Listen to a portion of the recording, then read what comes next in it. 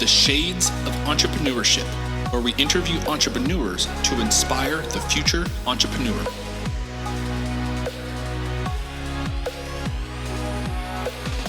I'll be your host, Mr. Gabriel Flores. So grab a drink, sit back, relax, and enjoy the show.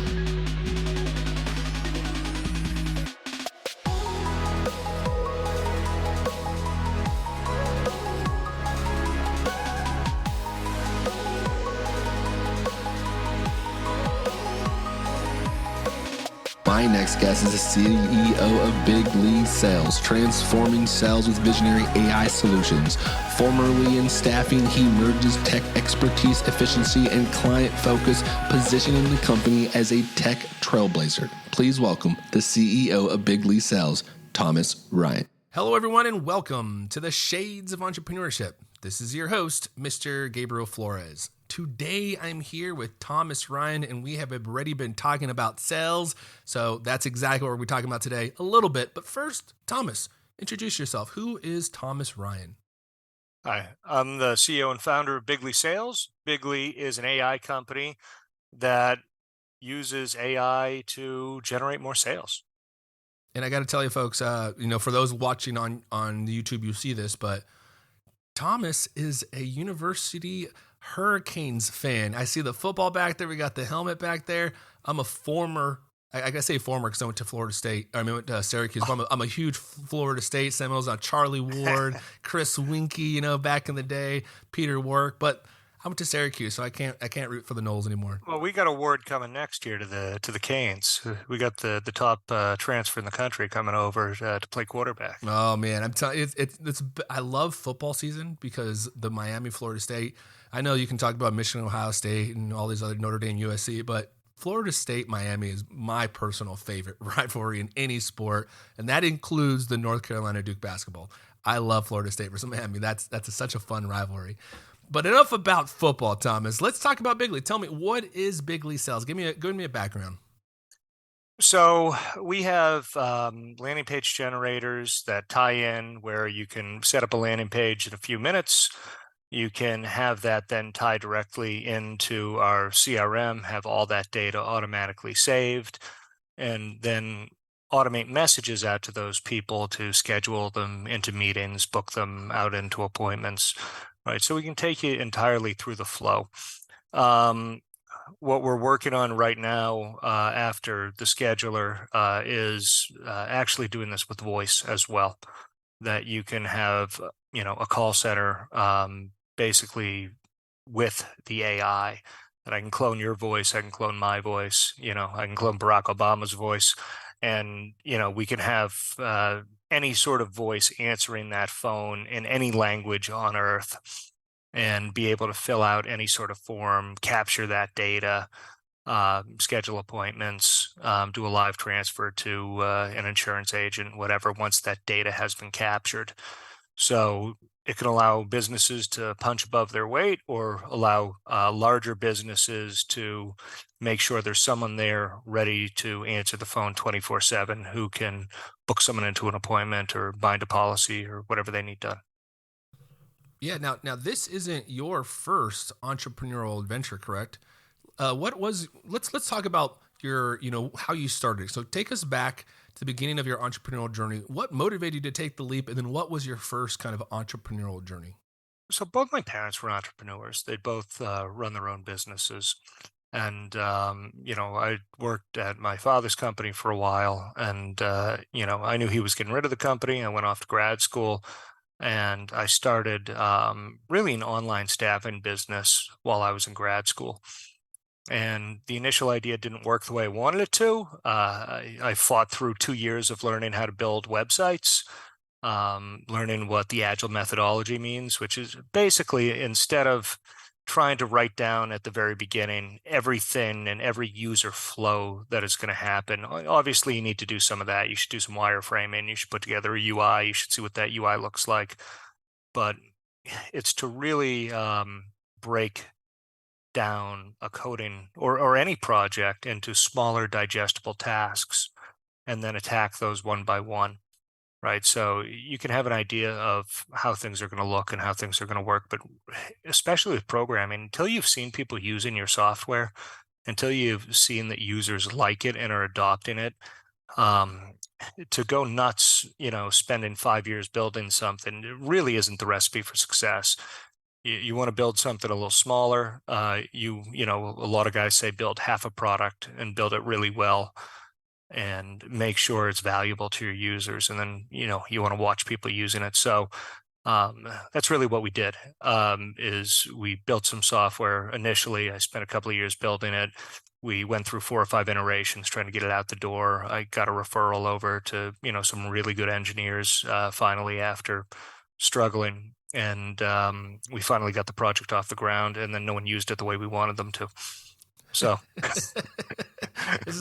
think that's the age-old entrepreneurial story. Hey, we found a solution to a problem nobody had. It's not no one had. It's we were trying to sell this to Fortune hundreds, and they bought a different way. They had all moved to hiring people a different way rather than on a referral basis. They basically wanted to buy people with a purchasing system the same way they bought paper clips, right? So they'd be like, "Oh, you're a level 3, engineer. We're going to pay $42.79 an hour." People are our strength. It's it is what it is. Yeah, So. To that point, you mentioned, people are our strength, and I completely agree with it, that aspect. And you also mentioned, your 4th iteration, right, before getting out the door. You also talked about creating value. How as an entrepreneur, how do you find out if you're what process did you take to ensure that your product was in fact valuable to the end user? So, if it's something that you really know and you use yourself, that's a good start. So I ran sales teams for years, and with Bigly, what I wanted to solve is kind of some universal problems that we had, and basically every other business I knew had when we talked to these guys. So, reaching out to people en masse, right? Reaching out to people immediately after they've requested something. So I can ask you, how many times have you reached out to a website and they either send you 4 or 5 articles that really aren't relevant to what your question is, or they're like, "Hey, we'll get back to you at some point in the next 12 to 24 hours," right? And it's, to me, I find that very frustrating. Usually I'm reaching out because I need help with something, and now I can't get that help. And I have to move on to something else and remember to come back to it. Now it's another item on my to-do list, right? So I think these are kind of universal problems. There's another big one for businesses with a lead. When a lead comes in, and this is going to vary by industry, but I think for a lot of the people who'd be listening to this show, if you don't respond to that lead within the first hour, your odds of closing them drops 90 to 95%. So speed to lead is so important. When I had my staff in business, if we got to something 3 or 4 hours late, oftentimes we might as well throw it in the trash, right? Because if it had already been kicked out to 10 or 20 other vendors and we were late, and it was through some sort of, automated system, everyone had been contacted already, or 90% of the people that we reached out to had been contacted. So we'd call the guy and we'd say, "Oh yeah, I heard from this other firm yesterday. I heard from this other firm 3 hours ago. I heard from this other firm 10 minutes ago." So if we were late, you had no chance. So I think it's like, think about this. If you're a plumber, right, or if you have a roof leak, what are you going to do? You're going to call the first guy. That guy doesn't pick up the phone. You're going to pick up the second guy. He goes, "Yeah, I can make it over there in 2 weeks." And you got water pouring from the ceiling, right? Obviously, that's not going to go. And the next guy says, "Yeah, I can be there in a half hour." You're going to be like, "Great, we'll see you in a half hour," and then you're done. And that's the behavior for a lot of people with a lot of different things. So the software that I have, it responds automatically, instantaneously, and then schedules an appointment with that person or pushes them into a call depending on what we need done. That's such a great, valuable point, I think, for the listeners to really understand. Let me give you some examples, like from the podcast perspective, right? I have to deal with a lot of multiple different systems, right? Let's just take the hosting system, for example. I was using 2 different hosting systems. One I paid for, one was free. I'm actually sticking with the paid for hosting system because, as Thomas mentioned, I had an issue one time with loading a podcast. I emailed them within like that 30 minutes. I was responded to and like, hey, can you send us a screenshot? Let us help you out. They took me through the process and they got it fixed. Meanwhile, the free version of this other hosting system, not as much, right? And that's the value. That's the value add, right? Because again, my time is valuable. And if I'm having to wait exponential amount of time, I'm going to get upset. For example, if you go to a 5-star restaurant and your reservation is at 5:30 and they don't sit you down till 6, I don't care how good the food is, you're probably not going to go back to that restaurant because the service wasn't there, right? And it's all about creating this value. And I really love the way you kind of state it. It's really identifying what's valuable to the consumer, right? Not what's valuable to you in doing that. Now, what are some of the pain points that you saw, going through this process? What are some of the biggest pain points that you had to go through? Well, I mean, I found the automation was all the value in what I've done over the years. That, the training stuff, obviously you got to train people, but people don't listen, right? Anyone on this show, right? How many times have you trained somebody like, this is the way that I need you to do it? And then you come back and you look at it and you're like, you didn't do anything that I just said. Because that happens to me every week, right? Every week it's, hey, this needs to be done a certain way. And then you come back and you look at it and it has not been done the way that you wanted it to be done. So with this, you can automate the solution. You can, actually train it once, get it working the way that you want, and then it works that way forever. And now you can scale up to any sort of, usage that you need. So that's the big thing. As far as, pain points of building a business, I mean, I have too many to count. It's I can write a book on things I've done wrong. So I think everyone kind of feels that way. Yeah, certainly. Now let's talk about the actual product and let's talk about it from the sense of, talk me through it from I'm a client and I'm going to actually take on this, Bigly AI to help me build my sales. What can an entrepreneur expect and how do they kind of work with them? Yeah, so what we do is we take all your data, right? We take, any sort of material that you have for your sales, right? Why us? What's your company history? What's your products or service? What do you do? Your warranties? We feed all of that information into the AI. And now it uses that as the sole point of truth. It doesn't go to the internet. It doesn't guess. If you've told it this is the way it's going to answer. And then we help set up some landing pages for them, make sure we're using best practices to convert. If they need ads, we'll set up ads for them using, native, Google, Facebook, TikTok, things like that. And there's a bunch of little tricks there where you can just go so wrong and it's not intuitive at all. So I mean, it's just something you have to fight through and I think learn to get it right.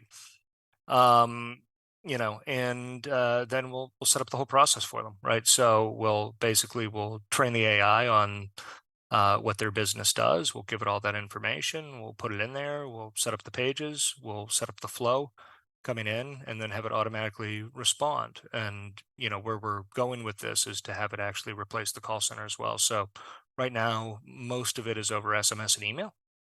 We can auto respond to any message and, again, push someone towards a goal. That goal might be to call between 9 and 6 when their call center is open, right? That goal might be to schedule an appointment for, us to come and do an in-home consultation to fix your roof or redo your bathroom or, do your kitchen or, we're doing a lot of stuff in the home. So, or for insurance, we have a number of insurance and legal clients as well. Let's talk about the advertisement for a little bit, because I think that's a big piece, and I think a lot of entrepreneurs, including myself, get it wrong.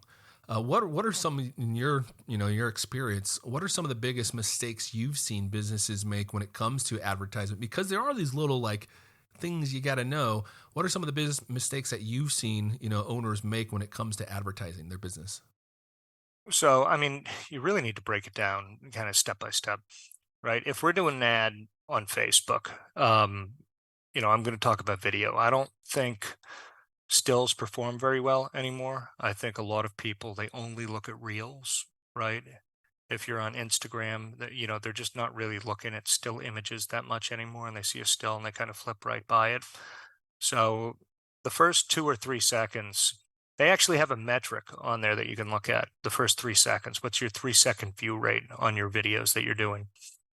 And you want that to be as high as possible. You want that first 3-second view rate to be 30, 40, 50%, right? To show that you have a good engaging ad. So we do something to stop the scroll on most of our ads, usually relevant to what we're talking about, but something to get them to stop and watch that ad, because people are so used to ads. They see, thousands of ads a day, right? Between online, billboards, driving places, TV, radio, whatever. I mean, you just hear so many ads. There's so much stuff thrown at you. You're used to tuning it out. Or like if I'm listening to the radio in the car, I just flip to the next channel. Oh, ads, click, right? And it's literally one, twitch of the finger and on my steering wheel, and that ad is gone.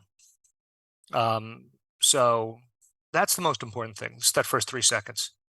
If people aren't watching your ad, so we were doing like our logo at the beginning, we were doing a little automation in the logo, and I think we would lose like 99% of the people during that automation, right? So that was a fun little learning experience. That you need to get the engagement first, and then once you have the engagement, you can try selling to them. We can do testimonials, we can do whatever. We typically want to flip the picture every second and a half to 3 seconds, right? Keep showing new images, keep showing new things on the screen. You put the captions up. There's a lot of tools out there where you can put captions on the screen that come up underneath. A lot of the people, like 80%, have the sound off when they're doing it. So if you're in a meeting at work and you're not paying attention, you want to have the sound off on your phone. You don't want to be listening with sound, right? If you're in class watching something, if you're on the bus, if you're on a train, right, there's a lot of places where people are looking at their phone where they probably shouldn't be, right? If you're in a public restroom, you're probably not going to have the sound blaring on your phone.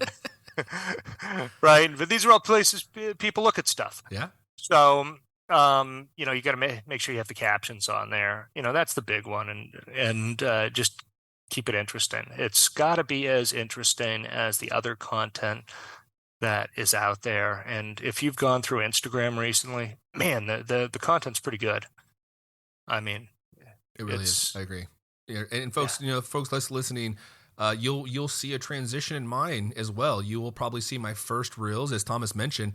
I used to also have an opening little logo montage with my daughter set creatively and say, lose everybody. Nobody cared, right?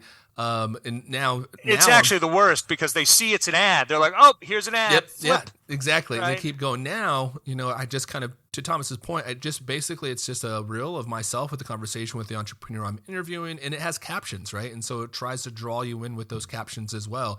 Those, again, as Thomas mentioned, those are things I had to learn on my own. But now, Thomas, one thing you're telling me is a 3-second rule, which is blowing my mind, because now I'm going to go back and look at these reels and really see which ones are creating the most engagement, which I got to say, folks, this is a great time for a shameless plug. You can actually see these reels on our Instagram at the Shades of E, as well as our YouTube page and TikTok. So please come follow us at the Shades of E on those 3 channels. But the reels, one thing I'm starting to see is a lot more engagement from those reels. Now, my biggest area is like, how do I turn those reels? Like one, for example, I have one reel that has like 1,800 views. How do I turn those 1,800 views into followers? That's my biggest question. And the other thing, if some content has performed organically, right, to take that and put some paid dollars behind that, or just tweak it a tiny bit and put some paid dollars behind that, can really work, right? Because that for whatever reason, you're getting engagement. The way most of these social media companies work if you're talking TikTok or you're talking Facebook or Instagram or whatever, what they do is they put your content in front of people and they see how many people watch it for 10, 15 seconds.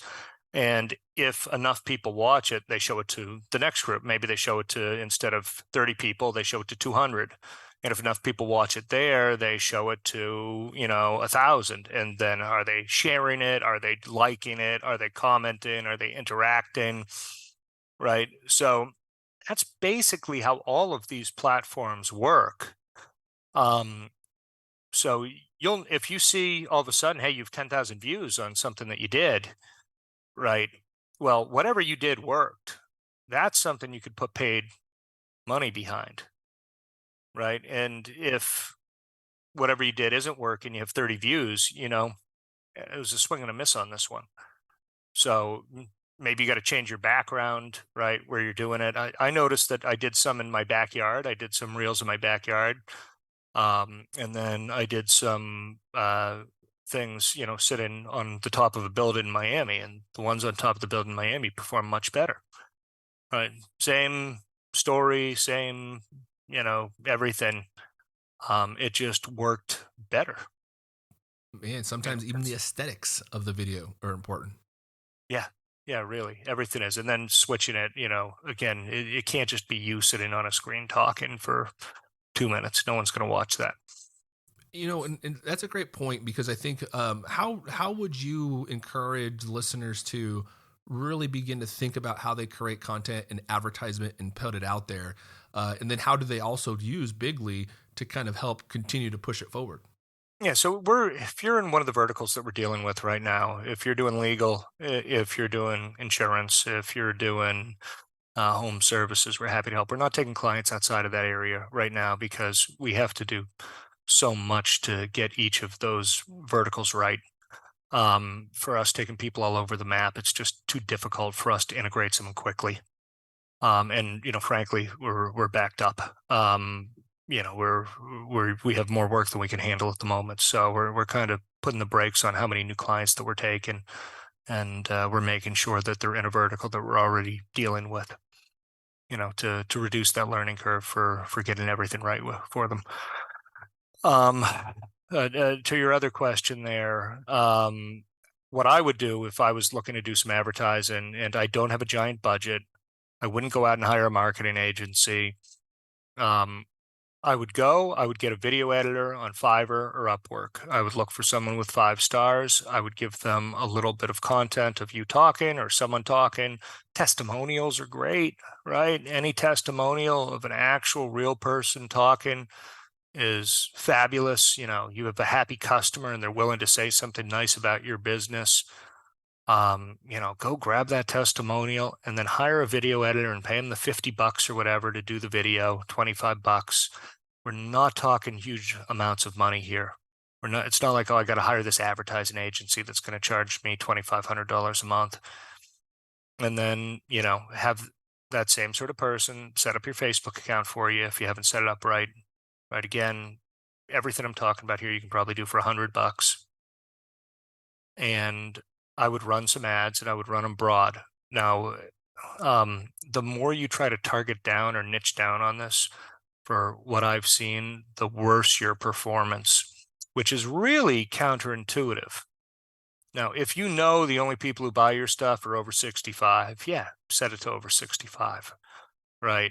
If that 90% of the people who buy your stuff are women, set it to women, right? You feel free to do something along those lines. But with Facebook and with TikTok and all these things, their algorithm is so good. What they're doing is they're looking at people who've engaged in content that is like yours, right? So if someone has just looked about a solution for weight loss pills, right, they're going to show them other weight loss commercials. If someone has looked at other things for children, right, toys for children, they're going to show them other children's toys. If they've looked at other supplements for the gym, they're going to show them other supplements. If they've looked for other consulting plans, they're going to show you them consulting plans. And if you go back tonight and you actually, sit down and fool around on, Facebook or one of these things, look at whatever ad that you're looking at, and you'll notice you're going to see 5 other ads that are just like that in the next hour.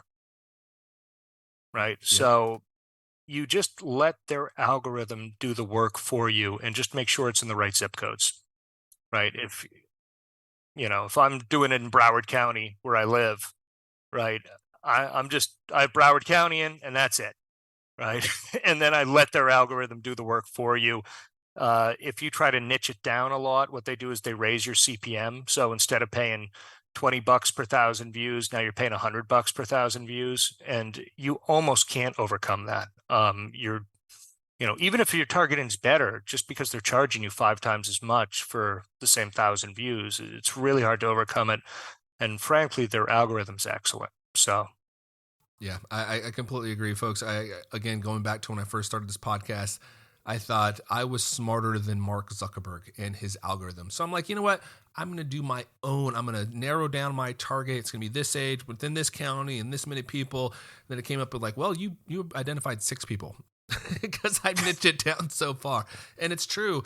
At the end of the day, the algorithms were kind of in place. You can say whatever you want about, the social sites, but at the end of the day, those algorithms really do help support small businesses build their brand. In fact, one business in particular that I really love to highlight is Baseballism here in Oregon. What their team did was they started with Instagram and just did steals, right? Posting out steals, memes of baseball slogans, right? And then they started taking off. And what they did was, okay, this meme did really well. Let's put it on a t-shirt and see if it sells. So now they're taking organic views and organic likes from their Instagram, putting them on a t-shirt and now creating a business. That business has now sparked into a multi-million-dollar business. It's a national business. You can find them, they're out at the Yankee Stadium, I believe. They're at Texas Stadium, the Wrigley Field, at the Field of Dreams. So you can find Baseballism stores now all over this country. And I believe they're starting to go nationally too. And it's just, they started out on Instagram by simply posting reels and identifying what does the consumer, again, going back to that value, right? What did the consumer consider valuable? And in this case, it's the likes, right? That's how they can identify what they considered valuable. Okay, now let's see if they consider that valuable enough to purchase it. Okay, and that's that funnel, right? That sales funnel we're talking about. Everybody's aware of your product. Okay, now you're trying to get to a loyal consumer down to a purchase, right? You're trying to convert them to an actual purchase. Well, they were just creating awareness and trying to see if they can convert people to loyal. Now they have a loyal fan base of baseball people, it's amazing. Yeah, and it's again, it all happens organically, right? Building a brand is sometimes very organic, but it takes a lot of work. Doesn't happen overnight. Yeah, and it's the same thing with everything. So when we're doing landing pages, we'll test different headlines, and I can tell you with our main Bigly page, we changed a headline one time and our conversions dropped 90% over 2 days. And I was like, we're going to change that one right back. Right. But literally just changing the word, and, it was off a cliff, and then you tweak and sometimes it goes up, and you can play around with it. You change one element on your landing page, you change one element on your site, you change the slogan, you change what's underneath, and you'll see huge differences with tiny changes. For anyone doing Facebook, I would give one recommendation besides test 4 or 5 things at once. And you can always do retargeting. You can say who's seen 75% of my ad or who's clicked on my ads in the past, and make sure you keep showing the stuff to them. Those are, some more advanced tricks that, again, someone can set up for you. If you need help, there's someone on Fiverr who can do that for you, who's not going to charge an arm and a leg. But big thing I would throw in there, do a free form question. Right. Make them answer one free form question if you're doing paid dollars behind it, because that beats the bots right now. Oh, interesting. Yeah. Otherwise, you'll get a lot of fake things from all of these sites. You'll get fake calls. You'll get fake forms. You'll get, and we're doing some roofing stuff, and it was pretty obvious some of the things we're getting in were fake.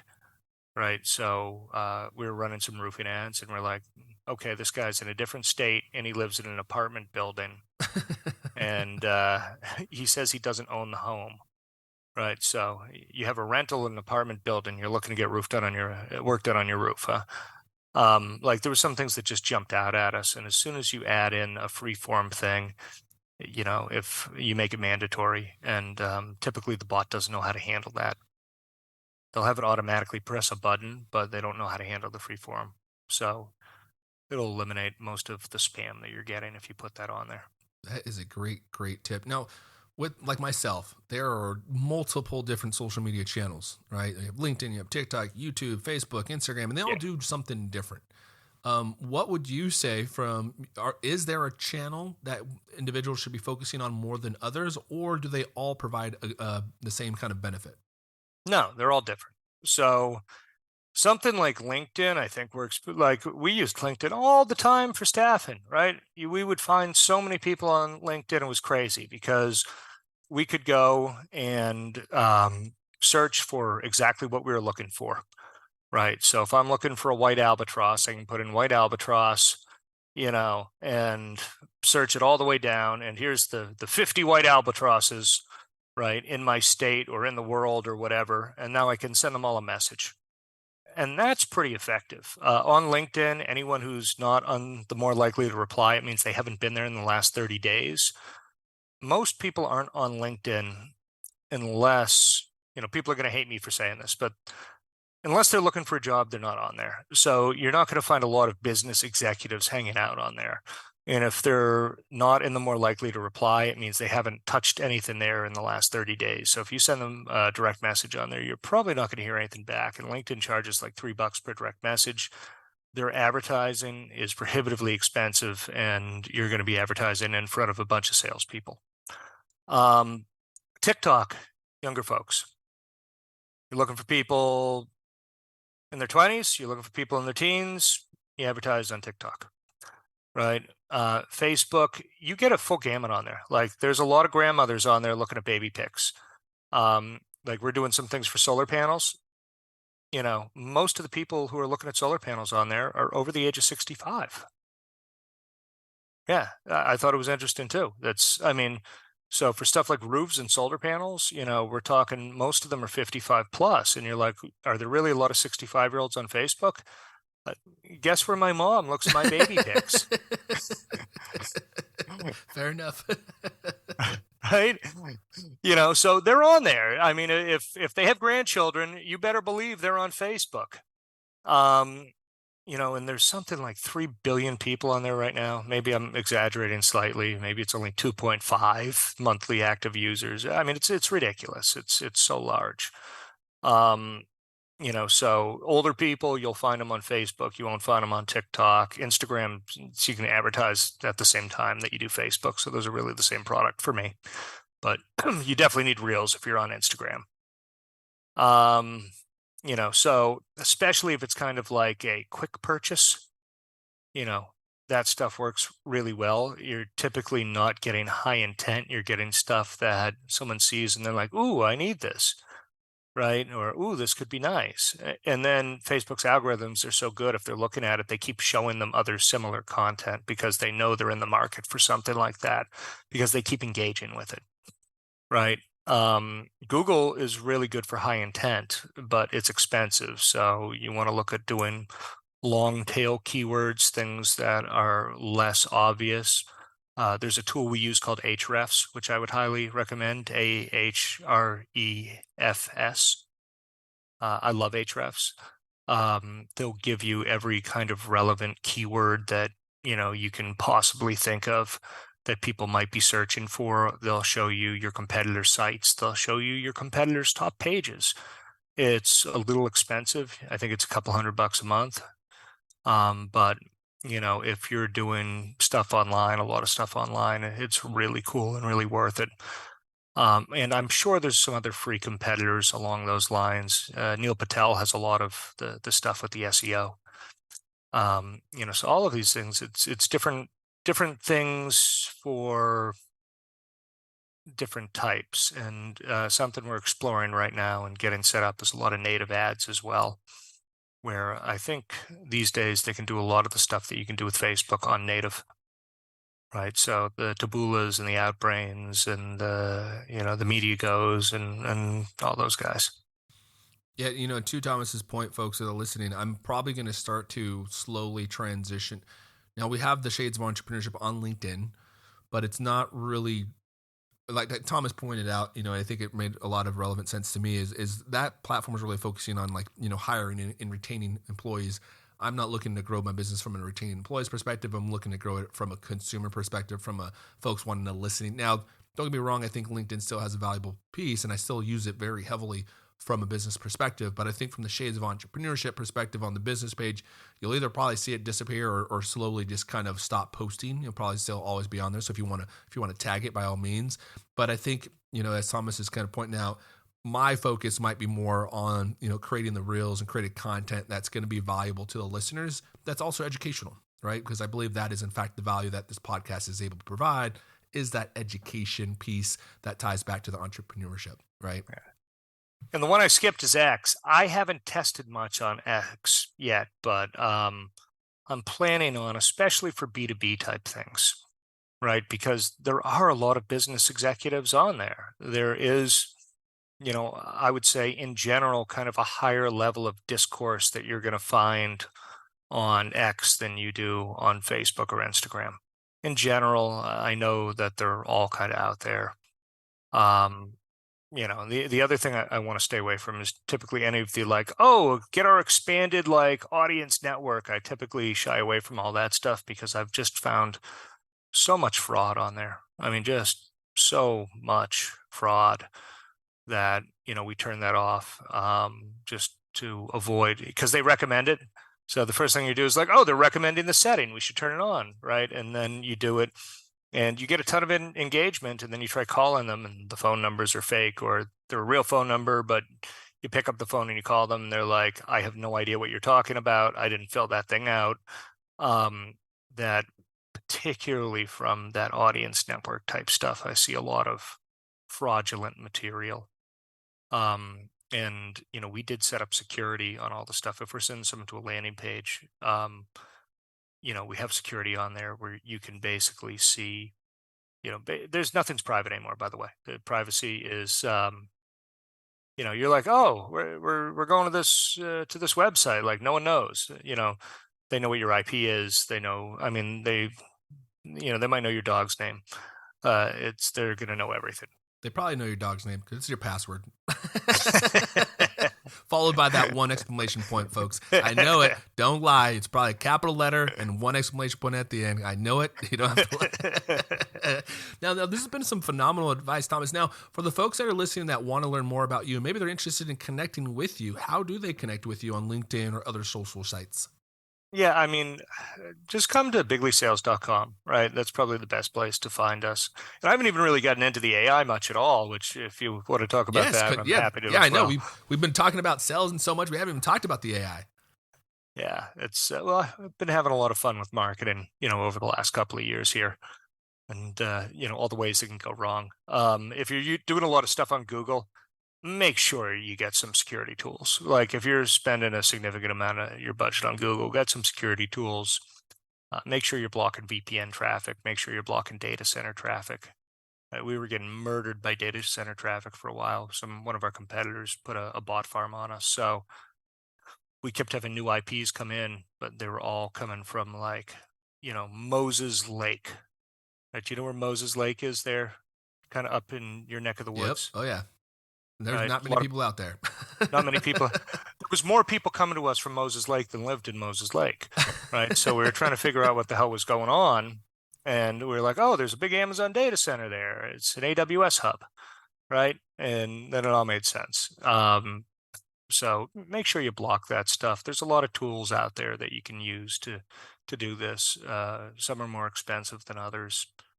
But you can go and, block that traffic. And if you're paying $20 a click, $30 a click for something, $50 a click, you want to make sure it's not your competitor down the street clicking on your thing 100 times a day.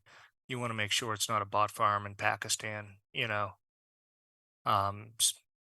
sending traffic your way just to blow up your account, because they can overwhelm you pretty quickly and then you get no results out of it. So you got to be careful with all these guys. With Google, we definitely had that happen to us. So it's not that I'm saying don't use Google. I'm saying that you want to be careful because the assumption that they protect against this sort of fraud on their network, they don't care. And they will, you'll reach out to them. You'll be like, hey, you guys got to do something about this. And they'll be like, no, we don't. Yeah. One of the things you mentioned was AI. In fact, Big League Sales, essentially is it helps find the perfect client, right? Using AI. How Yeah. how does it go through that? How do you do that? So, I mean, the AI, the big things we're doing with the AI is to automate that outreach, right? To automate all the issues that I saw over the years with outreach that people would forget to follow up when they're supposed to, right? They wouldn't follow up. They would follow up once or twice and then be like, whatever. And oftentimes the guy was just busy, right? So he was busy. He was in another meeting. He was on another phone call. He didn't respond to it. They forgot. It wasn't a high priority. He got 47 other things going on. So someone filled out your form. We're going to assume that they're relatively interested, right? They went to your website. They filled out a form. They said, hey, I'm interested. We're going to assume they aren't lying to you, but they're probably busy. Number one, you have to respond right away, right? So that lag time is death. Right. If you wait a week to get back to that person, they're not even going to remember that they filled out your form, what it was, what it's about. Right. They're going to have no idea who the hell you are. And you're going to call them and they're going to be like, huh, what, who? Yeah, I don't think I'm interested. Click. Right. And you're probably not great on the phone, in general, unless you've done, hundreds of thousands of cold calls. Right. You're probably not super smooth on the phone. Some of you might be, but if that's not your forte, some people kind of stumble over their words or they're a little uncomfortable picking up the phone and calling someone they don't know, right? So I would lead with, hey, you filled out my form, right? And I'm giving you a call to tell you about the thing that you said you were interested in, something along those lines, right?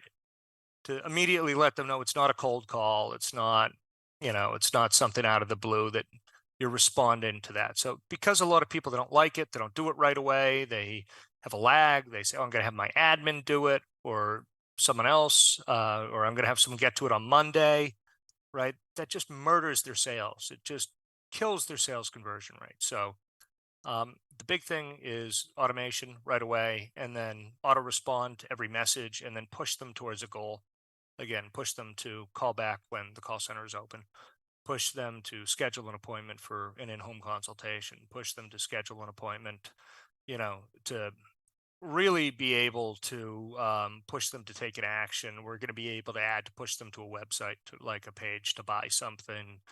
We're just going to keep adding features on here. And the other thing is a lot of the form fill type stuff, to be able to have that done right via a landing page, via text, that we can have the SMS go back and forth with them and ask qualifying questions, verify information, right? So we can get a lot of the information that we need over SMS. And finally, what we're adding here, which should be out March timeframe, is the voice, to be able to have it actually field a voice call, which I'm super excited about. So, those are the things I'm working on. And there's enough complex problems in there that I'm plenty busy.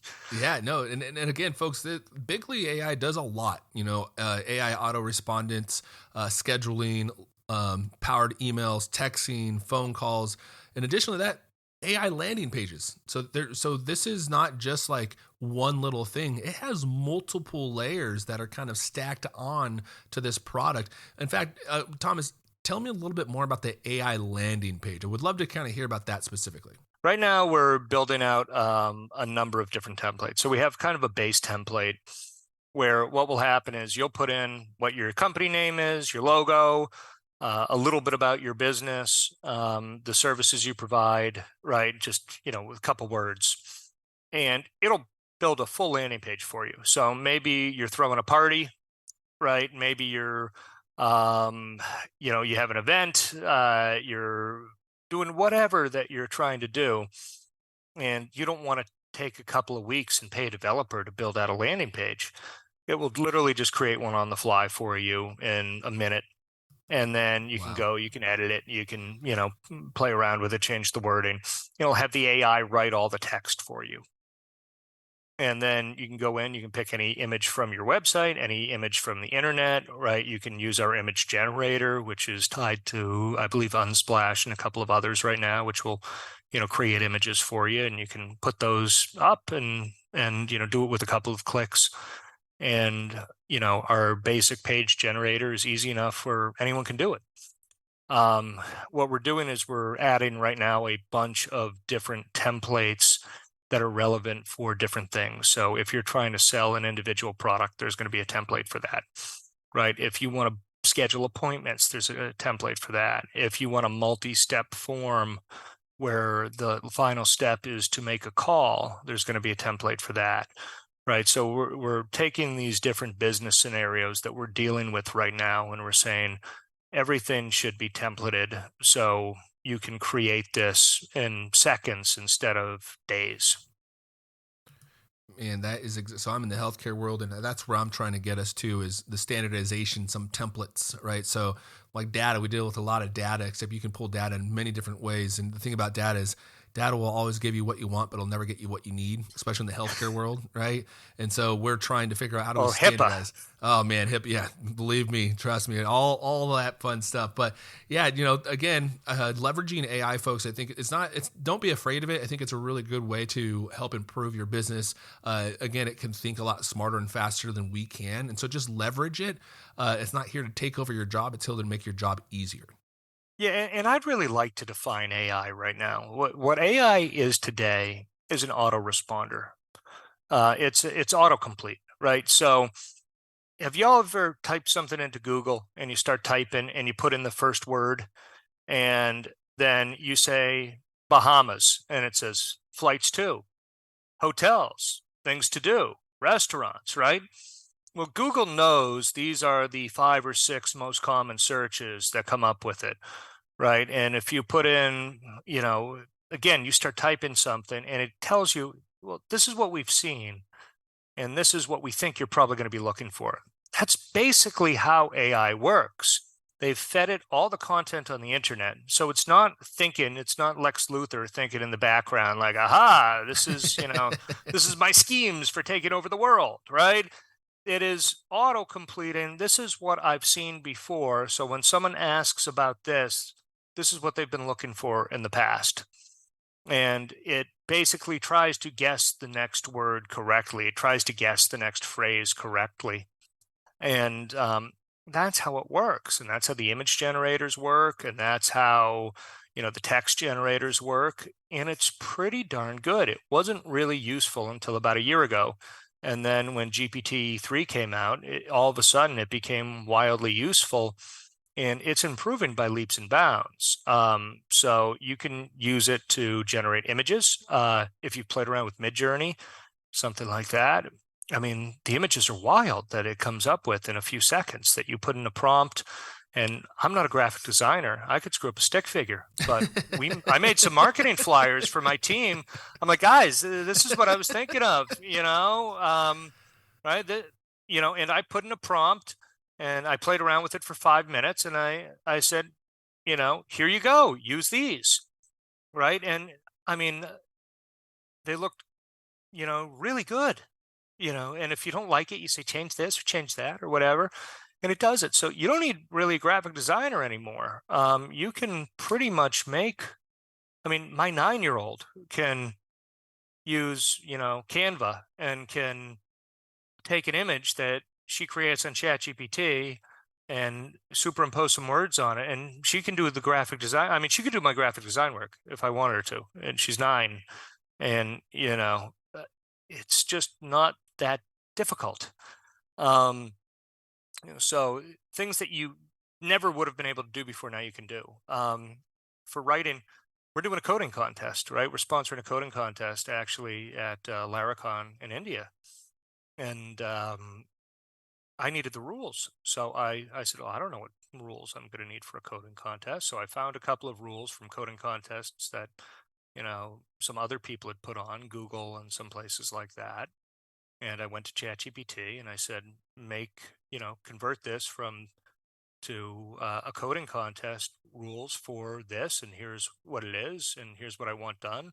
And I wrote a paragraph and I copied and pasted in the thing, and bang, about 30 seconds later, I had everything for my coding contest. And then I had to tweak a couple of different things, but it took what would have taken me hours, and I was able to do it in 5 minutes. Yeah, I agree. And again, folks, don't use it, like to Thomas's point. There's going to be some edits that need to be done. So make sure you go back and read it. If you're going to use, Chat GPT, make sure you go back and read the content that it's providing you. Make sure you just, double cross reference it. But again, it's there to really help you speed up your work. I use it for my newsletters a lot. Yeah. And if you get work done from anyone, if you don't read it, I mean, I wouldn't Very expect true. a very good product going out the door if you don't proofread things. Very true. So, we're using it for SEO. I have a professional kind of editor that's on the team, but my SEO team's putting out 20 articles a day right now. Wow. Because they use ChatGPT to do the base work, and then they edit it, and they put in pictures and do what they need to do and make it look nice. And, we would have been lucky to get 20 articles a month out the door a year ago. Yeah. Right? It's hard. And now we can do 20 a day. And if we weren't doing the editing piece, maybe we could do 200 a day. But, with the editor, taking the time to make sure the content is good and it looks good and, the graphics are good and all the other stuff, we're at about 20 a day. But just, you can be so much more prolific than you ever could have been in the past using these tools. They're definitely not something to be afraid of. They're things that will save you massive amounts of time. One of the other things where I've seen a lot of businesses doing is, especially slightly bigger businesses. One of the guys in my AI group, he was doing software for trucking companies where they used to get in an email saying, hey, this is what I need. And they would have to input that into their computer system. And every time they'd input it, it would take them 20 or 30 minutes. And they would get 1,000 of these orders a day. Well, they have the AI do it. Now their error rate is lower, right? And it's saving them, 20,000 minutes a day, 30,000 minutes a day for, one mid-sized trucking company. And for everything where you're doing a lot of manual labor, there's an AI scraper, there's an AI, you can basically have ChatGPT look at this and say, take this data when it comes in and put it into the computer. And even if it's structured poorly, you can do that. You can have a programmer do that in a couple of days generally. You find an engineer and have them do that in a couple of days for you. And it's not that complex in most cases. So. Man, I love it. Again, folks listening, I really hope you're taking note of a lot of the stuff that Thomas is saying, because again, a lot of this stuff is here to help you. It's easy to use. And again, there's, like you mentioned, you don't know who your target audience is. He was mentioning with the solar panels, these 65-year-old individuals, 70-year-old that are focusing on the solar panels. And so leveraging AI and leveraging the marketing tactics that some of these social media channels have is going to be very beneficial for you to help grow your business. And Thomas, thank you again so much for joining the show. Before we leave, is there anything else you'd like to say before we let the listeners go? No, I mean, I think the most valuable thing you can do is learn AI. This is what I'm telling we get kids coming out of college. What should I look right now? What should I do? What should I focus on? Learn AI, right? Take the time, play around with it, join some groups of people who are using this stuff, see what they're doing. But, it's just, you will be the most valuable member on any team that you join, right? If you're a fan of doing things yourself, it gives you can do work 10 times as fast, right? If you don't know how to do something, go ask ChatGPT. Correct. Right? You're talking about something on the computer. I need to set up this piece of networking equipment, and I don't know how to do it. I need to set up a landing page, to use Bigly, but I need to get my printer set up. I don't know how to do it, right? Rather than try to fight through this and figure it out for yourself, just go ask ChatGPT. It will know how to do it. And if you hit a roadblock, you're like, hey, I hit this roadblock and I don't know what to do. And it'll be like, oh, that must mean this. So now do this, this, this, and this. Because it has seen every one of these scenarios, right? The entirety of human knowledge on the internet is in this program, right? Every technical document that has ever been written is in this program. So just ask it the question and it'll give you the answer. If you need to do something with programming, ask it the question, it'll give you the answer. there's guys that I know who I was able to, I'm not an engineer by trade. I was able to stand up something in Python in about 2 hours. I had to download like 15 different Python libraries. I had to set up a compiler. I had to it was like a 40-step process, and I was able to get it done. It's literally like looking at those Lego instructions. Oh yeah. Have you ever played with the Legos? Yeah. Right? At least the ones that aren't too advanced. Once I start getting to the ones for like 15-year-olds, I can have problems. But like the beginning ones that they give the kids, and all of a sudden you have this beautiful like Lego structure in front of you that you would never have been able to put together without those instructions. So they can show you how to do everything and just save you so much time. You want to set up a web app, right? You'll be able to set up a web app in a day. Right, you'll be able to program it, get it live, get it on the internet.